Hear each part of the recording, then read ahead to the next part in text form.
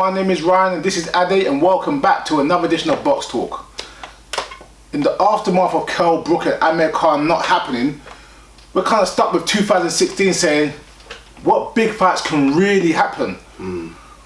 What are the options, and are they actually viable options? Can we get 3 or 4 marquee fights out this year? Not a bad start. We got Quick Frampton in about 4 weeks. Yeah. But that's only February. We still got an additional 10 more months we need to fill the boxing schedule with some great fights. So me and Alex are going to look at the potential great fights out there and if they're going to happen. And as well as we say Quick Frampton, and you're right, but in America it just about causes ripples in the river. Do you know what I mean? No one really in America in their weight class thinks that's a... When I think big fight, I think marquee name that a lot of people know, and I'm not sure. I like Quick Frampton. I'm not sure many people know Quig in the States. I'm not saying that because of her. And Frampton, it went over there, didn't really impress over there as much as they want. So I don't know if they look at these guys and think, oh my God, monster fight. I don't think so. I think I disagree slightly, but I understand your point. I think because it's a UK-based fight, we're more charged for it. Yeah. But I think the boxing hardcore heads, people that know boxing, regardless who you are, know it's a legit fight. So I think, yes, maybe the general Joe Blow don't know, but the boxing community knows Quick Frampton's on. Yeah, and when you, it's weird because obviously, all you guys will know on Twitter, if you follow us on Twitter, you know when I'm the one that puts MMA up and Ryan goes mad. But the reason I'm putting MMA up is maybe because MMA has, if I say MMA, but UFC, because there's other MMA guys. It's catching boxing, and it's not going to take over boxing. It is catching, and the reason it's catching in terms of pay-per-view numbers anyway is because it's giving us marquee fights. Boxing has the ability to blow UFC out of the water with some of the fights we're going to mention now. These fights happen. Forget UFC, forget MMA, forget everything. Boxing is still numero uno in terms of a combat sport. So hopefully we'll discuss some of the big fights. Why they can't happen, why they should happen, and then we'll go from there. I will say this though, let's not talk about that Amir Khan Kell Brook again.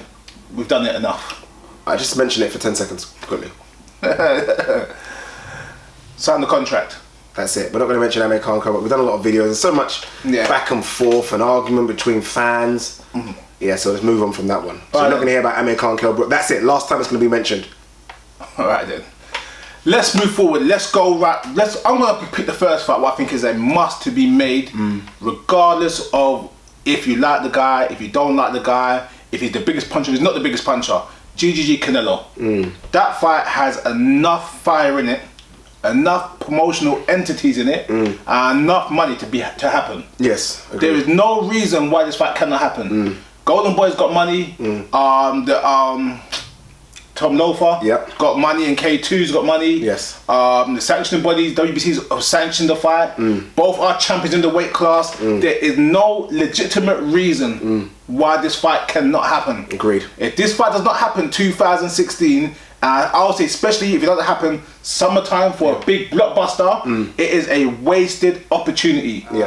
You look at the landscape of fights and look at the pay-per-view market, and that's where the big money is in boxing. It's the pay-per-view market, and you look at who's out there, and probably the biggest potential pay-per-view star now, Mayweather, Pacquiao, and Cotto are kind of in the wilderness. It is Saul Alvarez. Now, I can understand where Golden Boy think they can make money regardless of who the B-side is with Saul Alvarez. You put him in against Kirkland, it was a good fight. You put him in against Cotto, it's good. Regardless of who the B-side is, that guy cashes you out. He makes good money. You put him in against GGG, and GGG potentially smokes him, which could happen. You're kind of done, unless it's a shootout, i.e. a Hagler-Hearns type shootout. You're kind of done as Golden Boy Promotions in terms of your big marquee star. They tried to chuck Lemieux in there, thinking he had a chance, and I don't think they're thinking we want to do that again. Lemieux showed them that it was a one-sided fight. It's a one-sided fight, and this could be a problem. And another thing with Lemieux, didn't do great pay-per-view numbers. So they're probably thinking, do we need to do it again? See, I agree with you. I think it's slightly, I think a slightly different edge to it as well. I think as much as Golden Boy, the problem with GGG is not that he's beating people, it's how he's beating them. Most times it's single shots, it's shots off the back foot, it's jabs, funny angle shots, it's jabs, and he's putting guys down. Now, let's be fair, GG's a concussive puncher, but he's not putting most guys with single shots. He's sustainably beating them and hurting them. Violently. When the people that's gone longer rounds, i.e. Martin Murray, didn't fight an aggressive fight. Yeah. He fought a very defensive fight. Canelo's a naturally aggressive fighter. Yeah. Which means they're thinking, chances are, it's not that Canelo could lose on points and have a good fight. If he loses, it could be a painful one. It could be a painful one. It could be kind of quick. Yeah. Because you're walking into the fire. Yeah. Another reason, and maybe it's the way boxing is at the moment, they are clearly, and yes, I understand that, in terms of marketability, in terms of even probably resume, Jacobs is there and Billy, but really and truly, it's Canelo and GGG. Don't talk about what happens. Yeah, they're so far in front, and it's almost a case of, say there were 6 or 7 marquee guys, like in the 90s and whatever, in the 80s, you lose to one, it's not a problem because you've got another marquee one to fight. So you can almost make your, like the Fabulous, you can make your chances back by beating another kind of great guy. If Canelo loses to GGG, you look around and you think, who can he smoke to come back again very quickly? And there isn't no one out there. When Oscar and Tito Trainer was around, there was so much contenders around there. Oh man, it was sport for choice. They could actually fight individual contenders all the time without crossing over. Exactly. It's different. I get the point. The one thing I will say, and this is the thing that I'm scared of the most about this whole fight not happening, is that if this fight does not happen, it will only hurt both fighters' credibility. Yeah. It will hurt GGG in saying you can't fight none of the marquee names and you're not really that good because no one's fought you. And people will say Canelo's ducking. Why hurt 2 potentially great fighters? Know what I'm trying to say? Because it will ruin the reputation, and I won't say it ruin boxing, but you'll have a division that's basically left to die. Yeah. And I'm also pretty confident with Canelo. Look, we've heard, I said we're not going to mention Khan Brook again, but we've heard of the 80-20 split for Khan Brook, and we've heard of the 90-10 offer. Ridiculous. I believe Canelo will take 70-30. Just a case of, I'm taking your crown, and it will 70-30 for Canelo will be his biggest payday ever, because the pay-per-view will do really good. I'm confident the pay-per-view could touch the million. I'm that confident, even in this pay-per-view market. Same there. So I think Canelo, GGG and Tom Loeffler will happily take 70-30 for the chance of beating, to roll the dice. To roll the dice, and he will happily roll the dice. Will it happen in 2016? No. I don't think it will. I just feel like the fear factor is far too big for Oscar De La Hoya and Canelo right now. Last thing I will say, and about this fight, I don't think it's a good sign as well when notable trainers start saying, nah, Canelo will beat GGG. GGG will beat Canelo. Yeah. I've not heard one trainer that says gives him a chance. Yeah, that gives him a chance. Not even gives him a chance. Like, why? Yeah. It's like a mismatch. Yeah. I think it's one of those, you always hear these stories about gym wars. What goes on in the, okay, let me go back. The old rule of boxing was what goes in the gym stays in the gym. And in the late 90s, early 2000s, people talking about gym wars of fighters used to go around and just beat people up. You know what I mean? Like bad. I think the real gym war stories that float around Canelo and GGG are night and day. And people are like, guess what? Don't mix him. This guy's 34, 35. He's gonna be old in 2 years. Yeah. Let it wait out a little time. That's it. You're only 24. Yeah. How was Canelo now? 23, 24? 23, 24. It don't kill your career fighting this guy right now. Yeah. But that's what I think is actually happening. Yeah. What do you think? Think it will happen? Do you think, in fact, do you think it will ever happen? I think the fight will, as long as they both continue winning, the fight will happen. But I'm actually honestly and truly don't think it's gonna happen in 2016. I'm actually scared it's not gonna happen, and I think that could be like one of the biggest tragedies for boxing. Right. All right. So GGG Canelo. My next one that I think needs to happen and needs to happen now is Kovalev versus Andre Ward. That fight. I mean, I put it on Twitter. I think I put the poll on Twitter maybe 2 or 3 times, and honestly, it's 54-46, 53-47. Either way, no one is sure. And I think for Andre Ward, for the hiatus he's had in boxing, and for Kovalev to get that marquee scalp, both of them need this fight big time. I want to see this fight desperately. Desperately. But as much as I want to see this fight desperately, I don't want to see it this summer. Because you think you want to see the best Ward. Yeah. So you think I don't think Ward is gonna be Ward right now. I'm watching a dream of Andre Ward. I have not really seen Andre Ward in the ring. The Paul Smith fight, even by everyone's account, it was a setup. It was a setup. Yeah. And he didn't look as sharp as he looked previously. Yes. When we spoke to Spencer Fearon, he pulled out a whole bunch of. We say he looked okay. Then I think it was off camera. He pointed out a whole bunch of holes, and we were both like, guess what?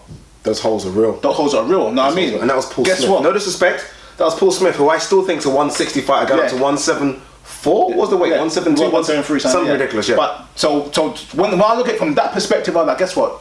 Spencer, like always, good chat. Yeah. I want to see Andre Ward not to fight a killer, just fight someone that we know is credible and proven. Yeah. Then we could say Kovalev. Problem for Kovalev as well is Kovalev's desperate for this fight. Yeah. I mean, if the time you're fighting John Pascal again that you knocked out in 8, which was pretty one-sided after round 3, you're desperate. There's no one out there to fight, and you don't want to roll the dice for Bertabiev yet. There's no money in it. It's a big risk. And you've already done Hopkins, you've done everyone else. From Farah's no money, Raymer's no money. Yes, wait for Bertabiev. Bertabiev got a shoulder injury. There you go. And I'm not sure how Kovalev is either. Yeah. But I'm sure Kovalev's mid-30s, early mid-30s. So, again, like GGG, you got to make your money now. You got to make some money. There's no money, and Ward is his only money fight. Is it a money fight? See, the thing about it as well. Is it a money fight? I think it's a money fight. Not a pay-per-view fight. I definitely think it's a money fight. And to be fair, Kathy Duva, as much as I like her, she has to take the risk because guess what? She is not the major player, but she's got one major star. Yeah. Rock Nation is not a better promoter, but they have they have deeper pockets right now. Yeah, right now they do. And Andre Ward is still on pound for pound list. Kathy Duva needs to take okay, we're the champ, but we'll take the smaller money. Okay. To give Kovalev the opportunity to fight a marquee fighter, to prove his point. And I'm trying to say, because Kovalev Ward is one of those fights where I think the loser doesn't lose any stature. Kovalev Ward, and obviously I still don't know some of the names you've got on your list and on mine, but Kovalev Ward is the genuine, for me, 50-50 fight on the list. I'm not sure what you've got on the list, but it's one of them ones where you could ask 50 and it's like, ooh, it's like that. I don't think no one gets hurt losing this fight. It's a great fight. Yeah, and the reason why I don't think no one gets hurt losing this fight, because we both know, even if Andre Ward 10 years ago or 4 years ago, we both know that both of them have the correct skill sets to tally up with each other. So it's whoever gets their skill set on. Unlike in other fights, there's always like a question mark here or there. I don't think there's no question marks with Andre Ward or Kovalev about their skill sets and where they stand. And like I always say, both their gym bags are full. Okay.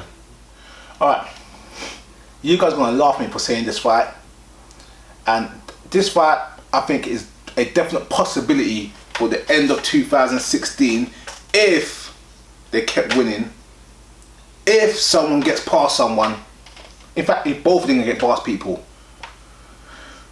It was a good fight, but up to 2 weeks ago it got more for me. Deontay Wilder versus Tyson Fury. Now, it's the end of 2016 fight. They both got work to do in Povetkin and with Vladimir Klitschko. But potentially, you have two undefeated heavyweight champions, young in their physical prime. Both don't like each other. Both are modern athletes. Both 6'1", 6'7", 169. Both like to talk. Regardless of what I personally think of one fighter's skill set and with what I think of that person, it's always good for the sport when you've got two young undefeated champions in their peak, absolute peak, no questions about it, matching up. Do that with the heavyweight division. I don't care what I think of the fighters. That's pay-per-view. Obviously. That's marquee, that's credibility, that's domestic TV. That brings casual fans in. No one likes better than big heavyweights. I mean, what more could you really ask for? No, you're to end the year. You're right. I agree, and I'm surprised that you even said why would people laugh, because it's not even that. Maybe it's because you called him Dion. That's probably what it is. But if Deontay Wilder gets past Povetkin, if he gets past him, Vladimir and Tyson Fury beats Vladimir Klitschko, legitimately we're talking number 1, number 2. I like Luis Ortiz, but he's still got to beat someone of that standing. So we're talking legitimately number 1 versus number 2, WBC, not IBF, but WBA, WBO, Ring Magnet, all the belts on the line. Look at Undisputed, because no one catches Martin. Exactly. So we're talking, and like you say, boxing was built on heavyweights knocking each other out. Forget all the little flyweights being fast, it's heavyweights. It's people that you look at as Goliaths thinking, my God, these guys are going to collide. And these are the two biggest heavyweights out there right now. Like you say, 6'7" versus 6'8", 6'9". It sells out any arena where it is. It's pay-per-view. It's domestic TV. I agree with everything you're saying. And press conferences could sell tickets for. Of course. You could sell tickets for the press conference. Who is going to get a word? Can you manage the security you need for that press conference? Oh my God. Yeah? You're going to have to get like the whole roster of WWE. The other thing that makes this fight very, very, very viable is Mick Hennessy. He's like as much as a big promoter, he's kind of like an independent promoter. He works on Sky, he works with Frank Warren, he works with Channel 5, he works with Glitch K2. Anyone. It's not going to be hard for him to get for him to sit down and cut a deal out. And his deal, the way every time we spoke to Mick, every time we've had any sort of conversation, Mick always seems to be fighter first priority.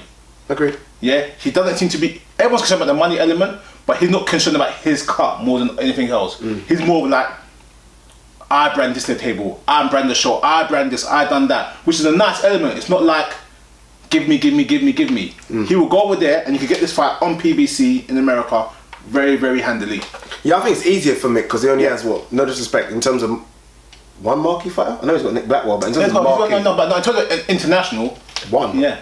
So I think I wouldn't say he's desperate for the marquee fights, but he's more open for the negotiation. He's not going to be like, this can't happen, and he wants it to happen. And what I like about Mick, he wants that fight to happen. He's so confident in Tyson Fury.